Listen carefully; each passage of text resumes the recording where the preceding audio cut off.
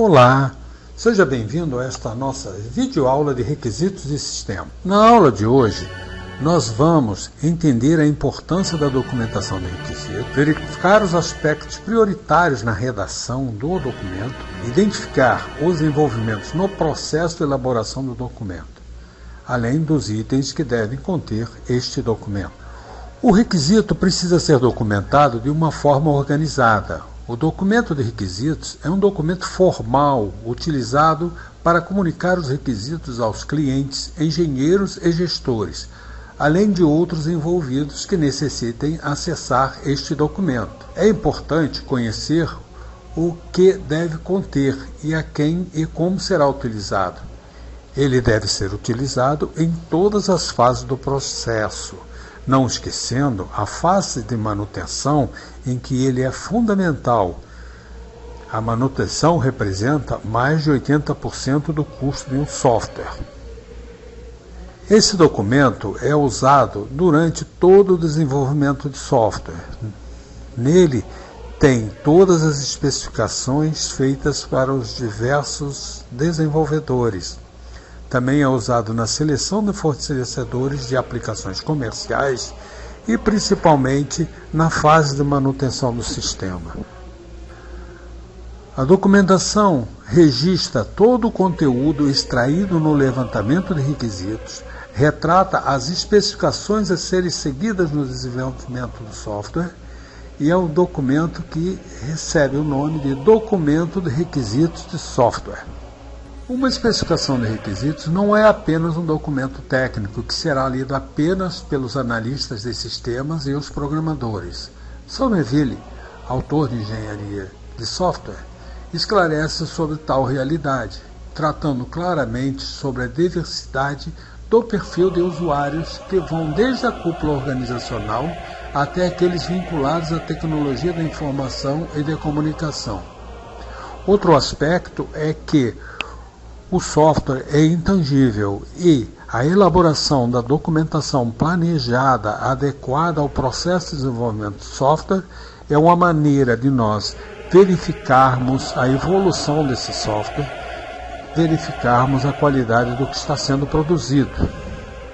Sobre a documentação, Somerville ainda diz: o documento de requisitos de software, às vezes chamado de especificação de requisitos de software, RSS, do inglês Software Requirements Specification, é uma declaração oficial do que os desenvolvedores de sistema devem implantar.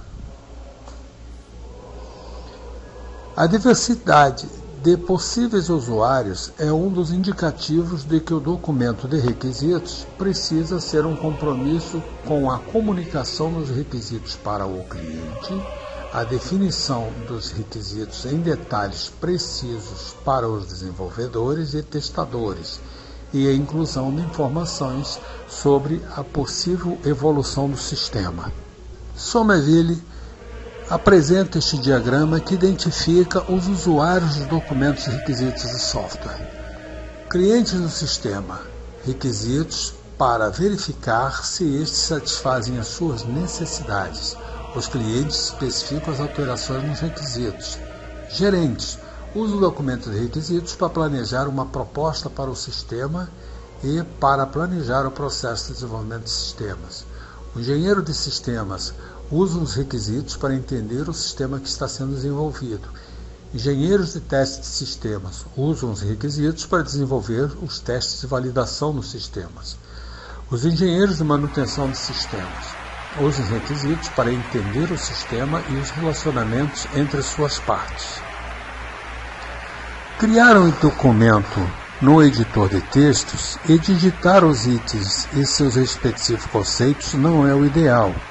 É preciso ter disciplina e orientação para alcançar um documento que seja acessível e entendido pelos diversos participantes do projeto, evitando que ele seja o primeiro recurso de desentendimento e dificuldade para a compreensão.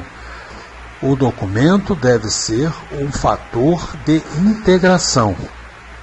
A estrutura da documentação pode ser gerada por produtos específicos para o levantamento de requisitos. Nesses softwares já existe uma formatação dos requisitos, mas eles são incompletos, não vislumbram todos os aspectos necessários para esses documentos. Requisitos e sistemas têm total ligação com o fator de qualidade para o desenvolvimento de software. O documento de requisitos não trata de indicar e detalhar sobre os componentes a serem inseridos no sistema que está sendo construído, e se comportar como uma bússola que norteia todo o projeto e quais são as ferramentas a serem estabelecidas até o término do projeto. Pois os requisitos de sistema têm total ligação com o fator de qualidade para o desenvolvimento de software. O documento de requisitos trata, então, de indicar e detalhar sobre os componentes a serem inseridos no sistema que está sendo construído, e se comportar como uma bússola que norteia todo o projeto, e quais as ferramentas a serem estabelecidas até o término deste projeto. Produtos para documentação e acompanhamento do processo de software, como o RUP, já tem uma série de templates. Estes templates nos permitem verificar a qualidade do que está sendo desenvolvido e também a evolução do software. Nós temos vários problemas para tratar software. O primeiro é a tangibilidade do produto. Portanto, nós resolvemos o problema da tangibilidade colocando um processo estruturado que permita verificar toda a qualidade e nos permita também fazer a gestão do desenvolvimento de software. Uma documentação estruturada, colocada de acordo com o processo de desenvolvimento da empresa, garante o nível 3 do CMMI, quando o processo de software é de propriedade da empresa e não dos profissionais que atuam nos processos. Existem templates para desenvolver documentos de requisitos. Nós temos, por exemplo, o modelo Praxis, que é um produto desenvolvido pelo professor Wilson de Pádua, o RUP, e podemos ter templates proprietários definidos pelas empresas, quando estas estabelecem um processo de desenvolvimento de software que pode ser auditado. O documento deve ser compreensível para todo o grupo que está responsável por gerar o documento de requisitos. Ele é um documento de referência no presente, quando se está fazendo o desenvolvimento do software em todas as suas etapas, e no futuro, na fase da manutenção.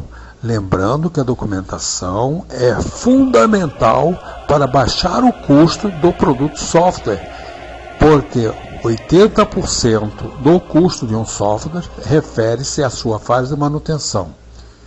No tocante a compreender o texto utilizado, precisa ser organizado com um nível adequado aos diversos tipos de leitores. O professor de Engenharia de Software, em seu livro Teoria e Prática, professor Fleischer, ele coloca um exemplo dado pela Organização Australiana de Defesa de Tecnologia, que relatou resultados sobre a especificação de requisitos feito pela Marinha. E ele mostrava que os requisitos foram especificados de maneira muito flutuante. Alguns foram feitos com nível alto e outros com nível muito baixo. Esse nível depende exatamente do conhecimento de quem está tratando a especificação. No caso, analistas, algumas vezes os analistas de requisitos utilizaram diferentes estilos de escrita, especialmente em áreas diferentes do sistema. 2. A diferença de experiência entre os analistas levou a diferentes níveis de detalhes nos requisitos. 3. Na tentativa de reutilizar os requisitos a partir de sistemas anteriores, os analistas empregaram diferentes formatos e estilos de escrita. Os analistas algumas vezes mesclaram requisitos com soluções parciais, levando a sérios problemas para o projeto de uma solução com boa relação custo-benefício. Frequentemente, os requisitos foram excessivamente especificados. Quando os analistas identificaram tipos específicos de computadores e linguagens de programação, assumiram uma solução específica ou impuseram processos e protocolos não apropriados. 6. Algumas vezes os requisitos foram pouco especificados, especialmente ao descreverem um ambiente de operação, manutenção, simulação para o treinamento, computação administrativa e tolerância às falhas. Nós vamos apresentar uma estrutura básica do documento proposta por Somerville. Este documento deve ter controle de versões, deve tratar as várias abordagens e ele deve ser adaptado para cada empresa. Essa proposta não é única e definitiva, podendo sofrer adaptações, inclusões e exclusões, a depender da necessidade do cliente, dos responsáveis pela criação e dos padrões de documentação das diversas empresas. Eu tenho um prefácio que deve definir os possíveis leitores do documento e descrever seu histórico de versões, incluindo uma justificativa para a criação de uma nova versão e um resumo das mudanças feitas. Depois tem uma introdução, que deve descrever as necessidades para o sistema, ter uma descrição breve das funções do sistema e explicar como ele vai funcionar com outros sistemas. Também deve descrever como o sistema atende aos objetivos globais do negócio e estratégicos da organização que encomendou o software. Depois eu venho um glossário, onde eu devo definir os termos técnicos usados no documento. Não deve conter suposições sobre o conhecimento ou experiência do leitor. Devemos ter um ou mais capítulos para definir os requisitos de usuário. Deve descrever os serviços oferecidos ao usuário. Os requisitos não funcionais do sistema também devem ser descritos nessa seção. Essa descrição pode usar linguagem natural, diagramas e outras notações compreensíveis para os clientes. Normas de produtos que devem ser seguidos devem também ser especificados.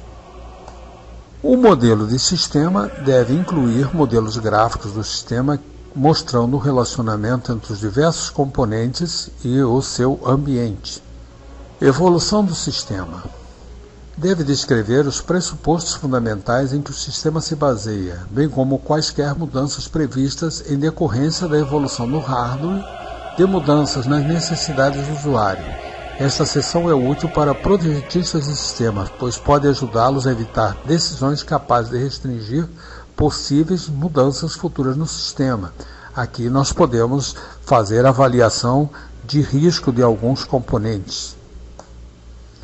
Apêndices devem fornecer informações detalhadas e específicas em relação à aplicação em desenvolvimento, além das descrições de hardware e banco de dados. Os requisitos de hardware definem as configurações mínimas do sistema. Os requisitos de banco de dados definem a organização lógica dos dados usados pelo sistema e os relacionamentos entre esses dados. No prefácio temos a ficha técnica, onde aparece a equipe responsável pela elaboração do documento, com nome, identificação, cargo, setor, divisão, região. Depois, temos o público-alvo. No público-alvo, deve-se conter a quem destina-se esse documento, qual é a versão, o local e o mês que ele foi. Solicita-se que dúvidas, críticas e sugestões devem ser encaminhadas por escrito para o seguinte endereço postal, e vem todo o endereço para os usuários e leitores se corresponderem. Recomendamos que o assunto seja identificado com o título dessa obra. Alertamos ainda para a importância de se identificar o endereço e o nome completo do remetente para que seja possível o envio da resposta. No sumário colocamos os diversos itens com suas respectivas páginas. Introdução, capítulo 1, capítulo 2. No capítulo 2, estamos colocando os requisitos funcionais podem ser também tratados como os casos de uso. Nesse caso de uso, eu vou documentar os fluxos principais, os fluxos alternativos e assim sucessivamente.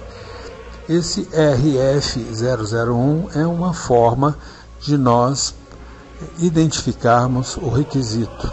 No capítulo 3 estamos colocando os requisitos não funcionais: usabilidade, confiabilidade, desempenho, segurança, distribuição, padrões, hardware e software. No capítulo 4, opcional, eu coloco a descrição da interface com o usuário. É comum colocarmos telas que foram aprovadas em sessões de workshop. Se gostou desse vídeo, clique em gostei, compartilhe com seus amigos e se inscreva no canal.